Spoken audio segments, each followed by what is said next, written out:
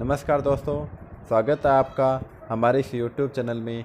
आज हम बात करेंगे विद्युत क्षेत्र रेखाओं के बारे में और विद्युत क्षेत्र रेखाओं की जो विशेषता है उसके बारे में।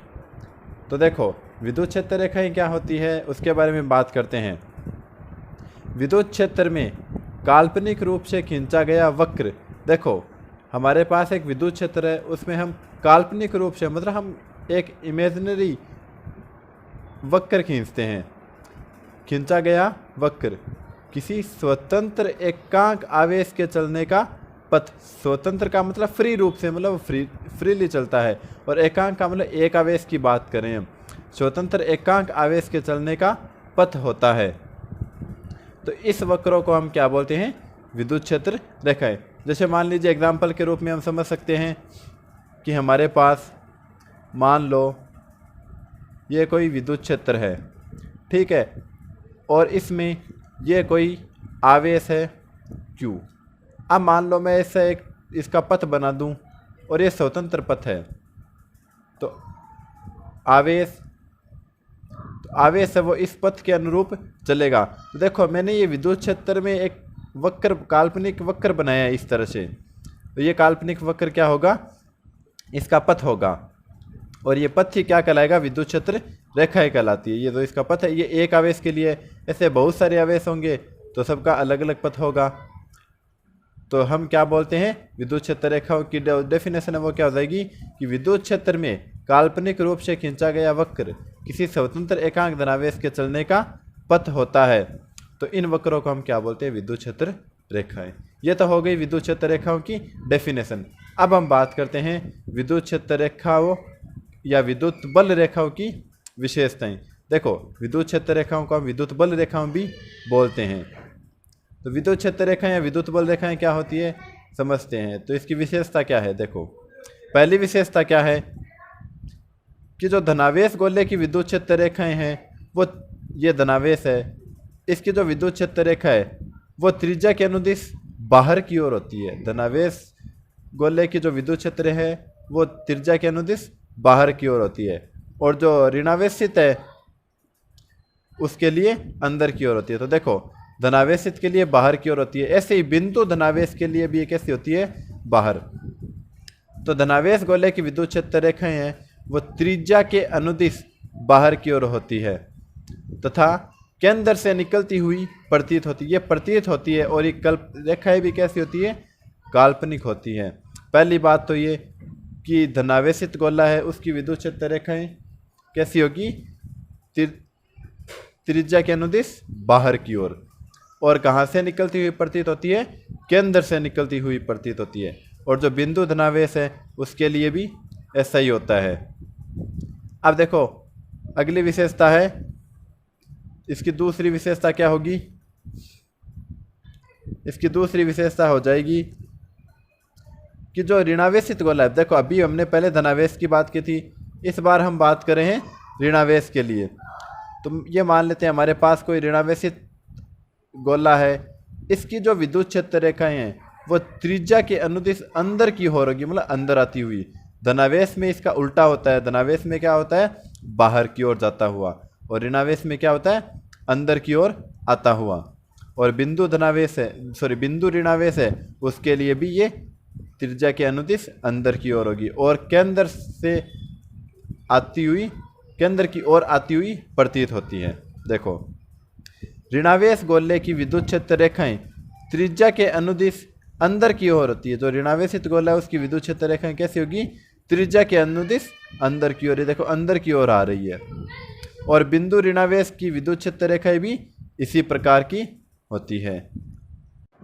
अब इसकी तीसरी विशेषता देखो, तीसरी विशेषता क्या है कि विद्युत क्षेत्र रेखाएं हैं वो धनावेश से तो निकलती है और ऋणावेश पर समाप्त हो जाती है। अभी हमने दो विशेषता पढ़ी थी। पहली विशेषता थी कि धनावेशित गोला है उसकी विद्युत क्षेत्र रेखाएं त्रिज्या के अनुदिश बाहर की ओर होती है।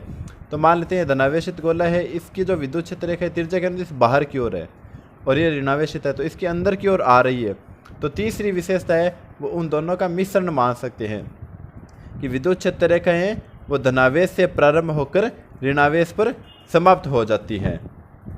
आगे बात समझो, जैसा कि डायग्राम में देखा जा सकता है कि ये धनावेश से स्टार्ट हो रही है और कहाँ पर समाप्त हो रही है, ऋणावेश पर समाप्त हो रही है।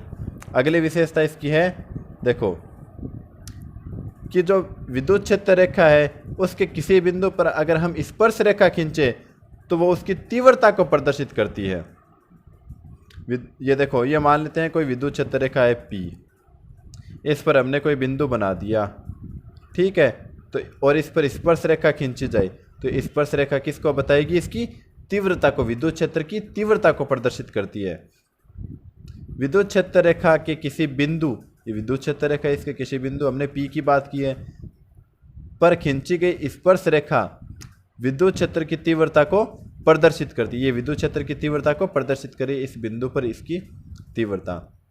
उसके बाद में देखो एक अगली विशेषता जो सबसे महत्वपूर्ण है ये, और एग्जाम में भी बहुत बार पूछी जाती है कि दो विद्युत क्षेत्र रेखाएं एक दूसरे को काटती क्यों नहीं है। तो इसका जवाब देखिए क्या होगा कि विद्युत क्षेत्र रेखाएं कभी भी एक दूसरे को नहीं काटती। देखो पहले मैं समझा दूं, मान लेते हैं हमारे पास दो विद्युत क्षेत्र रेखाएं, ये पहली विद्युत क्षेत्र रेखा और ये दूसरी विद्युत क्षेत्र रेखा, ये दोनों एक दूसरे को काटेगी नहीं। क्यों नहीं काटेगी कि अगर हम कटान बिंदु पर स्पर्श रेखाएं बनाएं तो स्पर्श रेखा बनाएंगे तो इसकी दो तीव्रता प्राप्त होगी।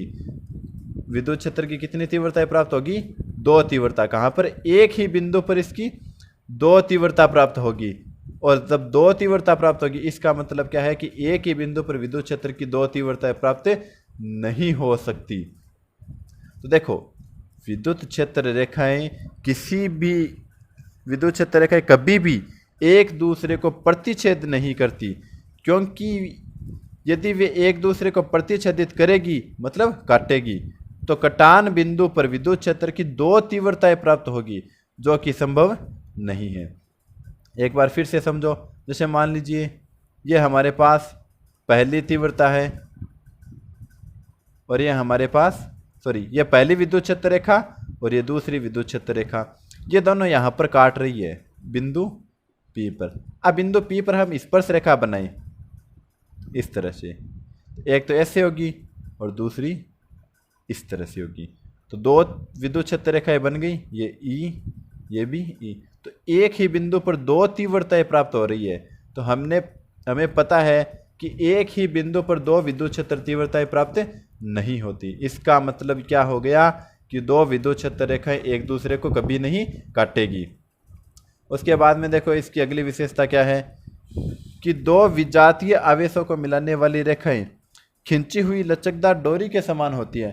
मतलब दो विजातीय आवेश अलग अलग जाति के, जैसे एक धनावेश और एक ऋणावेश है, उनको जो मिलाने वाली रेखा है वो एक लचकदार डोरी के समान होगी। जैसे इस तरह से समझ सकते हैं, मान लेते हैं ये कोई आवेश है +Q और यहाँ पर कोई दूसरा आवेश है -Q। इनको मिलाने वाली रेखा ये एक दूसरे को अपनी ओर खींचेगी तो लचकदार डोरी, जैसे हम कपड़े सुखाने की डोरी होती है, ठीक उसी की तरह व्यवहार करेगी ये। तो हम बोल सकते हैं कि लचकदार डोरी की भांति व्यवहार करती है। हाँ, आगे की विशेषताएं देखते हैं विद्युत क्षेत्र रेखाओं या विद्युत बल रेखाओं की। कि देखो सातवीं विशेषता है कि दो सजातीय आवेशों की विद्युत क्षेत्र रेखाएं लंबाई के लंबवत दिशा में एक दूसरे को प्रतिकर्षित करती है। मतलब क्या है कि जब दो सजातीय आवेश होने चाहिए, जैसे हम समझ सकते हैं कि ये हमारे पास धनावेश है और ये भी धनावेश, दोनों सजातीय हैं, तो इनकी जो विद्युत क्षेत्र निकलेगी, आप देखो धनावेश की विद्युत क्षेत्र रेखाएं कैसी होती है, त्रिज्या के अनुदिश बाहर की ओर होती है। तो इसकी भी त्रिज्या के अनुदिश बाहर की ओर होगी इस तरह से। अब देखो दोनों धनावेश है तो एक दूसरे को प्रतिकर्षित करेंगे, तो इनकी जो विद्युत क्षेत्र रेखाएं हैं वो कुछ इस तरह से चलेगी आगे।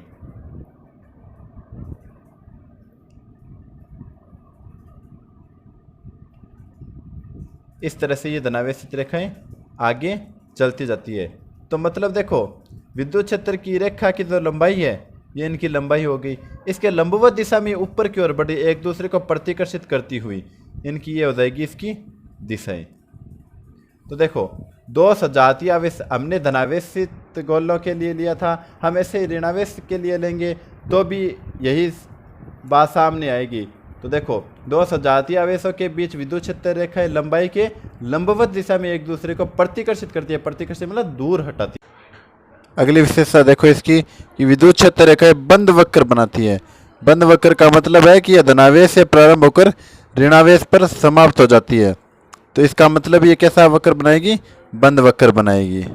अगली विशेषता क्या है कि जो विद्युत क्षेत्र रेखाएं हैं वो हमेशा सतत होती है। सतत मतलब लगातार होती है, ऐसे नहीं कि ये विच्छिन्न हो जाए।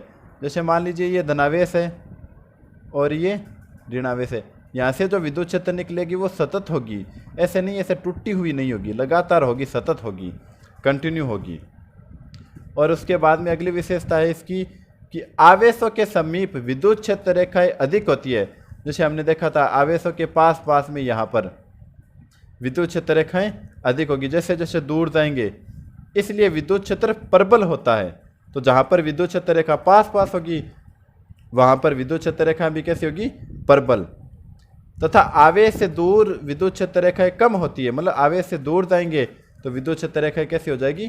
कम, इसलिए विद्युत क्षेत्र दुर्बल हो जाता है। आगे बात समझ, जैसे यहाँ पर मान लीजिए हमारे पास यह धनावेश है, इसकी विद्युत क्षेत्र रेखाएं बनाई इस तरह से। तो देखो इसके पास में जो एरिया है वहां पर विद्युत क्षेत्र रेखाएं ज़्यादा है, और जैसे जैसे दूर जाते हैं वैसे वैसे विद्युत क्षेत्र रेखाएं कम होती जाती है। तो इसका मतलब जहाँ पर विद्युत क्षेत्र रेखाएं ज़्यादा है वहाँ पर तो विद्युत क्षेत्र होगा प्रबल, और जहाँ पर विद्युत क्षेत्र रेखाएं कम है वहाँ पर विद्युत क्षेत्र होगा दुर्बल। तो उम्मीद है आप लोगों को ये वीडियो पसंद आया होगा, और जो समझाया है मैंने वो भी समझ में आ गया होगा। अगर आपको वीडियो अच्छा लगा है तो इसको लाइक और शेयर ज़रूर करें, और अभी तक आपने चैनल को सब्सक्राइब नहीं किया है तो चैनल को सब्सक्राइब भी ज़रूर कर दें। धन्यवाद।